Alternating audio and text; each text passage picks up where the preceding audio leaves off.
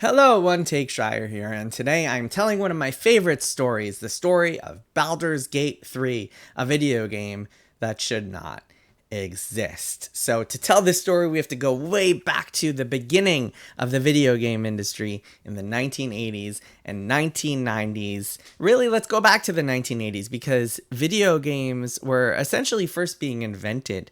Then the Atari was dominating living rooms. The Famicom was about to hit US store shelves as the NES, and people were trying to figure out what a video game even was. And to do that, a lot of people drew inspiration from the game that they had all been playing for years on tabletops, Dungeons and Dragons. And there were a whole bunch of successful franchises that drew from D&D, Wizardry, and Ultima that would wind up becoming the foundations of video game franchises and video games for the next 4 decades or so.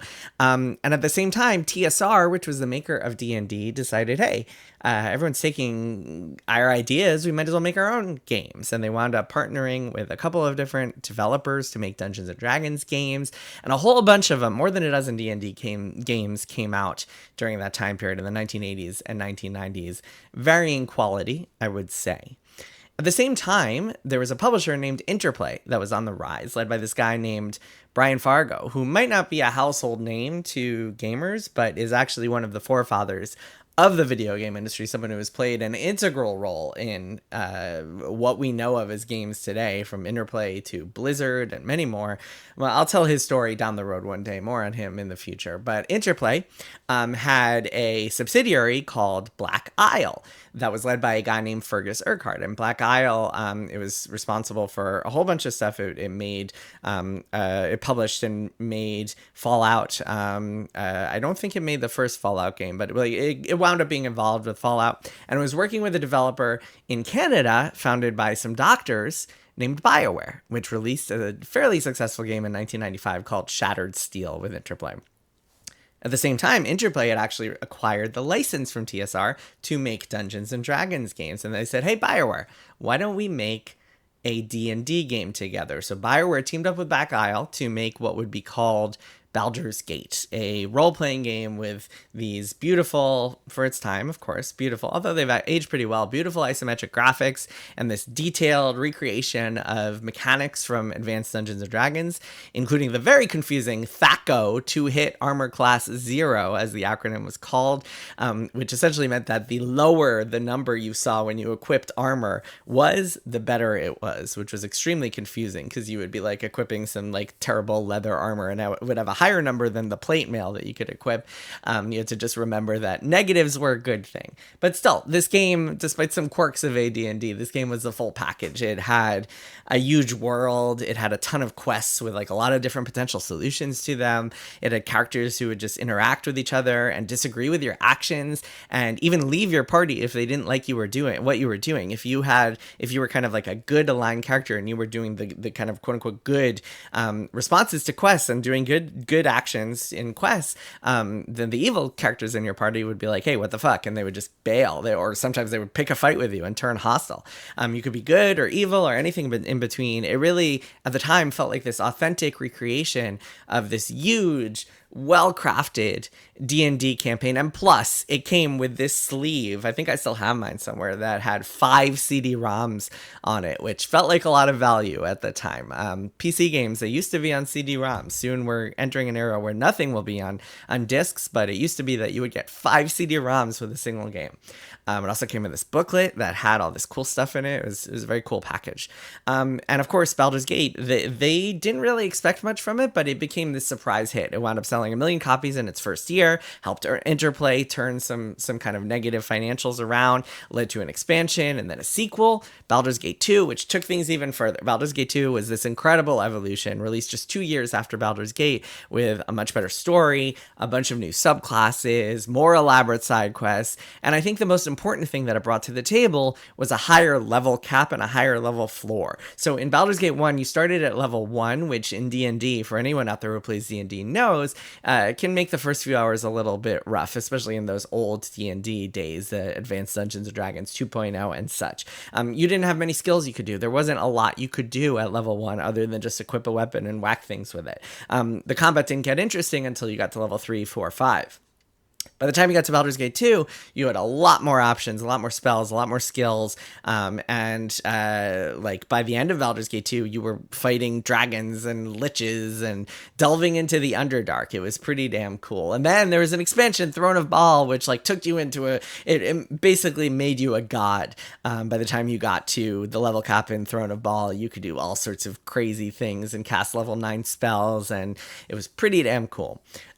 So the natural next step was Baldur's Gate 3, of course, which Black Isle began developing internally at Interplay. They codenamed it, or they called it the Black Hound. But that game was canceled in 2003. Interplay was struggling. They lost the Dungeons & Dragons license, and they would eventually go down to shut down Black Isle by the end of 2003, which led Fergus Urquhart, who was the boss of Black Isle, and a few people who worked with him to go and co-found a new studio called Obsidian Entertainment that would keep working on RPGs at this point with the Dungeons & Dragons license under Atari, which was now the owner. The D&D license throughout over the last few decades has just been like a game of hot potato till it finally wound up with Hasbro and Wizards of the Coast, where it has stayed in recent years. And so Obsidian, Fergus Urquhart's studio, this new studio that was just founded, which of course you might know now for all sorts of things. They're currently working on a new Fallout game, which we broke the news of a few weeks ago, but they've also made Avowed and Pillars of Eternity and South Park: The Stick of Truth and so many other games. Alpha Protocol, an Alien game they were working on, was canceled. Obsidian, in the mid-2000s, pitched their own version of Baldur's Gate 3, because a lot of those guys had worked on the first two games at Black Isle. And they talked to Atari. They spent about a year working with Atari. Fergus Urquhart would tell me in 2012. I interviewed him about this. And they even reached terms on a contract with Atari to make it happen in 2008. But by the end of 2008, Atari was going through its own financial struggles. And to quote Fergus Urquhart, he told me this in 2012, quote, "We negotiated a whole contract, years worth of work, and it turned out they didn't have the money." So that game did not happen. Over the following years, Baldur's Gate 3 became this white whale for a whole bunch of studios, because this was a game that, in a very successful franchise, with people who really wanted to make it and like had all sorts of ideas for where D&D could go, where this game could go, where the characters could go, where the world could go. It seemed ripe for a sequel, but it just didn't happen. So you had all these studios that were trying to make it happen. Obsidian kept trying to make it happen. In Exile, which was a new studio from Interplay's founder and boss, Brian Fargo, they tried to make it happen. Beamdog, which was a new studio from ex-BioWare staff, they tried to make it happen. They actually wound up working on enhanced editions of the first two games. So they might have come the closest to potentially working on a Baldur's Gate 3, but that didn't happen. All sorts of factors. There were D&D licensing issues, as I mentioned. Atari, which had this kind of 10-year contract with Dungeons & Dragons, they wound up in this legal battle with Hasbro over the rights. Hasbro sued them, wound up settling. The game never came together. One of the studios that was interested in Baldur's Gate 3 was called Larian, which was this developer that was founded in Belgium that had been quietly making niche RPGs for many years, until I would say 2014, which was their kind of breakout hit. This Ultima-inspired systems-based RPG called Divinity: Original Sin. And at the time, after that game, they went to Wizards of the Coast, which now had the D&D license, and they said, "Hey, we want to do Baldur's Gate 3. Wizards was not interested. But Larian's founder and president, this guy named Sven Vinke, who ran the company and also ran their games, kept pitching and kept pitching and kept pitching. And by the time Divinity: Original Sin 2 came out in 2017, the wheels finally started to turn. DOS 2, Divinity: Original Sin 2, was a big hit. It was a huge leap from the first game.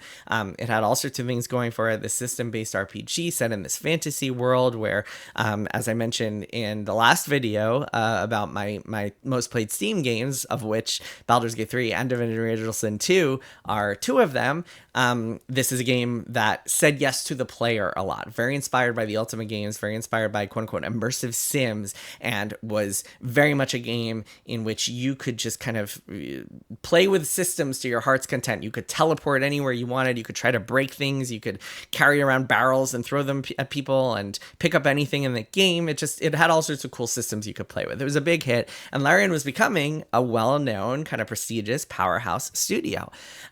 So eventually Wizards said yes, and Larian and Wizards teased the game in May of 2019, and then officially announced it at E3 of that year, to which my reaction on Kotaku was, and I quote, "Holy fucking shit." I was working for Kotaku at the time. I was very excited about this. I think this was before a lot of people even knew what this was, but a good number of people who had played Baldur's Gate back in the day knew how special those games were. And also, if you had played any of Larian's games, you knew that they had something going for them, right?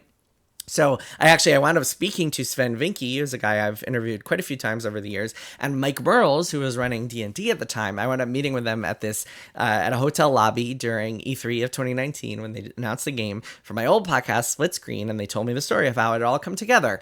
It was really the perfect fit, this systemic role-playing and strategic combat of DOS 2 combined with D&D mechanics and story, and you could bring back the characters in the world of Baldur's Gate. They told me that it was going to be set way in the future from Baldur's Gate 1 and 2, so it wasn't going to be a direct continuation of that story, but maybe you'd see some of the same characters coming back. I'll see if I wonder if that episode of Split Screen is still online. I'll see if it is, I'll post it in the show notes. And then I actually got to preview the game a few months later at this event in New York City on February 24th, 2020.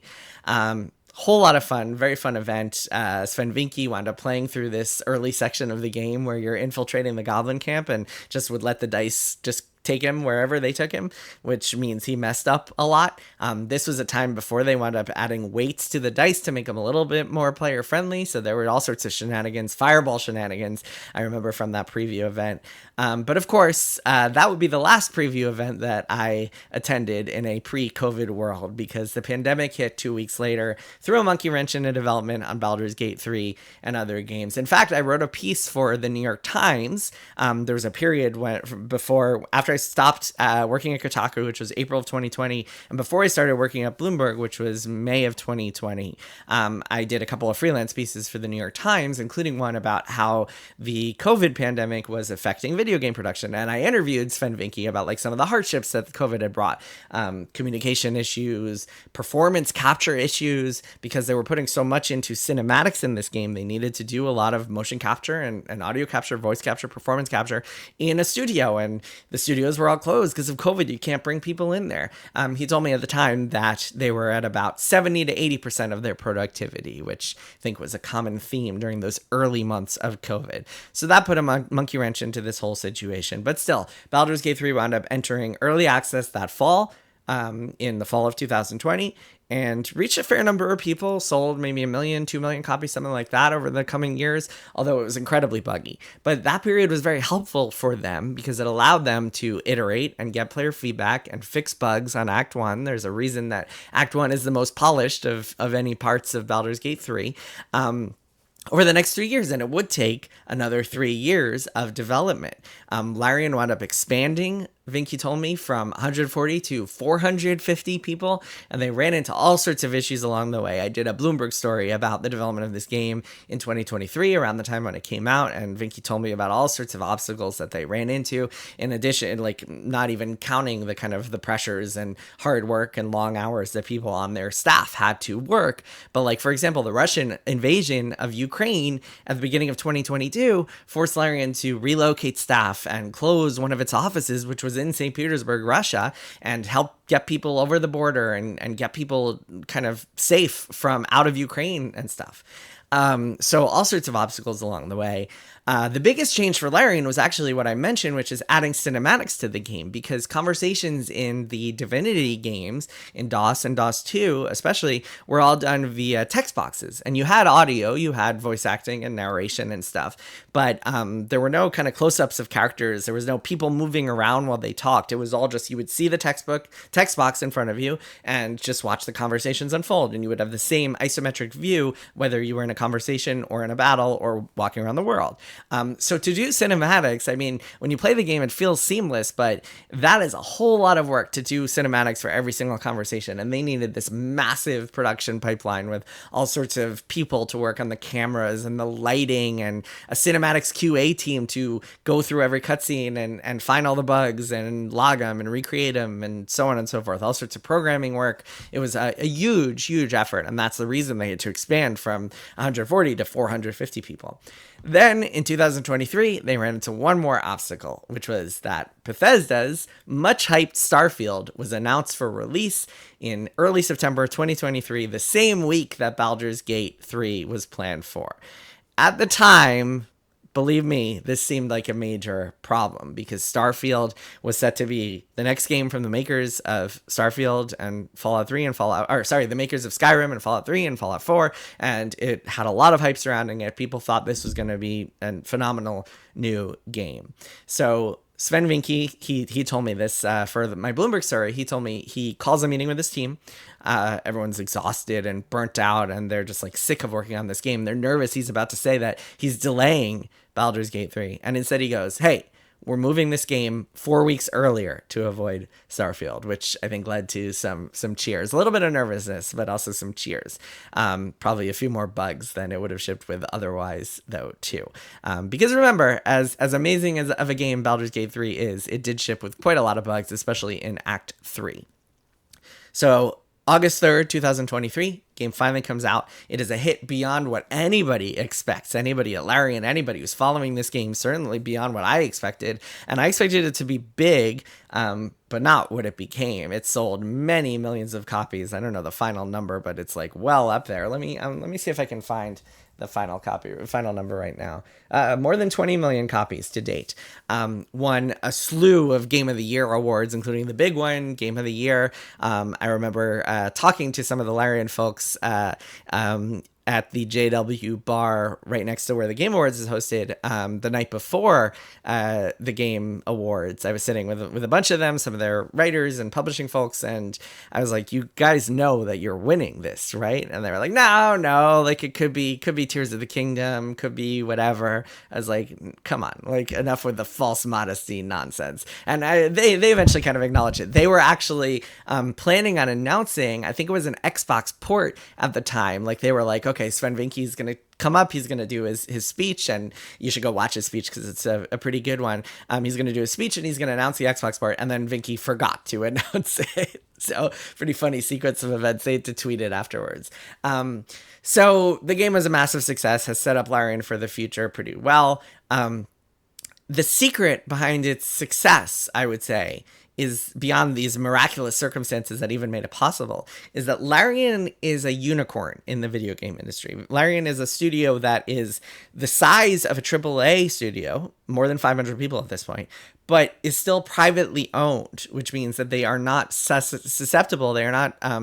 They do not have to face the same sorts of pressures that a publicly traded company does. They are not accountable to quarterly earnings reports and having to deal with year-over-year growth and having to justify their decisions to investors and their biggest shareholders. They do not have any sort of financial pressures. They do not have to have an IR department, which I think allows them to make some decisions that would be riskier for publicly traded companies. Sven Vinke, who is the founder, creative director of the games, president of the company, is also the majority shareholder along with his wife. Tencent owns a minority stake and they have a say as well, but Sven Vinke is the majority shareholder, which allows Larian to make games on the scale of publicly traded companies, EA, Activision, etc. Or I guess Activision isn't. I guess neither of those are public. God, there's only like one publicly traded company left. Every else is consolidated. Take-Two is the only one left. Take-Two and Ubisoft are the only Western publicly traded game company. Anyway, allows Larian to make games on that scale of AAA games, but it also allows them to take risks that like other companies wouldn't, like releasing their games in early access for 3+ years, or filling them with these choices that most players will never see, and making other creative decisions that I think would be considered crazy at other studios. So yeah, I mean, a lot of people, when Baldur's Gate 3 came out have asked, has this set a new bar for RPGs? Should this be our new expectation of like what an RPG can do? And I think in many ways the answer is yes. But you also have to consider that it's a miracle that this game even happened, that Larian is a unicorn in the games industry in the first place. So what's next for them? Larian's next game is Divinity, announced at the Game Awards last year. You might remember the big statue, the big mysterious statue. And Larian plans to put it in early access at some point, just like BG3. I would guess 2027 they do that. And I'm sure they will have to deal with all sorts of production hiccups and obstacles along the way, just like they did with BG3. But I'm looking forward to seeing what is next for them. And of course, I really want to go replay Baldur's Gate 3 because I still haven't done a Dark Urge run. So I will hopefully be able to do that at some point in the near future. All right, that's the story. It's quite a tale, huh? I'll see you all next time.